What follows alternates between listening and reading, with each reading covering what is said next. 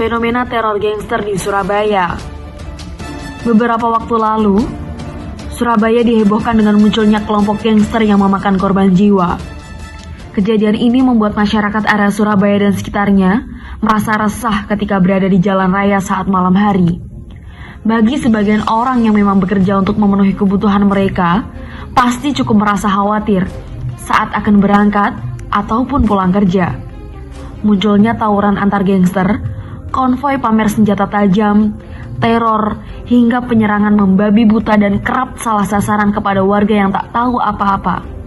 Jadi penanda terjadinya masalah serius di Kota Pahlawan. Fenomena itu disebut muncul dari rasa haus eksistensi yang meluap-luap. Kebanyakan para gangster tersebut dari remaja yang masih di bawah umur. Masing-masing dari mereka kemudian berlomba-lomba ingin terlihat lebih unggul atau lebih hebat dari lainnya. Persaingannya bukan hanya terjadi antar kelompok, tapi bahkan terjadi di antara anggota dalam satu geng. Oleh karena itu, hal inilah yang biasanya menjadi alasan utama adanya gangster yang memakan korban jiwa ini. Selain itu, dalam kelompok gangster ini, kasta tertinggi ditentukan oleh kekuatan. Orang yang paling hebat dan paling berani justru akan dihormati. Tak jarang para anggota gangster secara terang-terangan menunjukkan identitasnya di media sosial, sambil berpose menenteng senjata tajam yang panjang sembari kebut-kebutan di jalan. Ada beberapa faktor utama yang memunculkan fenomena gangster itu, yakni faktor ekonomi dan faktor subkultur yang menyebabkan perilaku yang ingin tampil eksis atau membuktikan keberadaan dirinya. Seperti awal pertama kejadian di lokasi ini, kawasan perumahan Pakuan City, Surabaya. Akibat aksi brutal itu, petugas satpam mengalami luka bacokan lebih dari 10 luka tusuk. Setelah kejadian ini, muncul beberapa kejadian serupa lainnya. Aksi kekerasan dan tawuran kelompok remaja yang menamai dirinya gangster kian meresahkan warga kota Surabaya belakangan ini. Aksi sekelompok remaja yang konvoi sambil menenteng senjata tajam itu kerap ditemui ketika malam hari.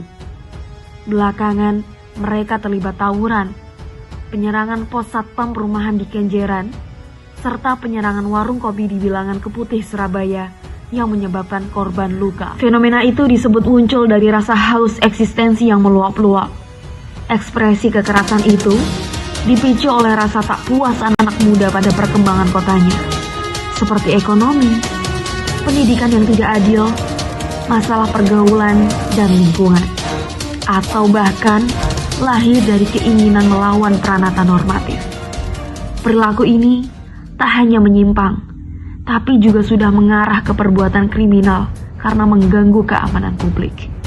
Subkebudayaan menyimpang yang dilakukan gangster ini merupakan resistensi terhadap kondisi masyarakat yang senjang dan tidak adil.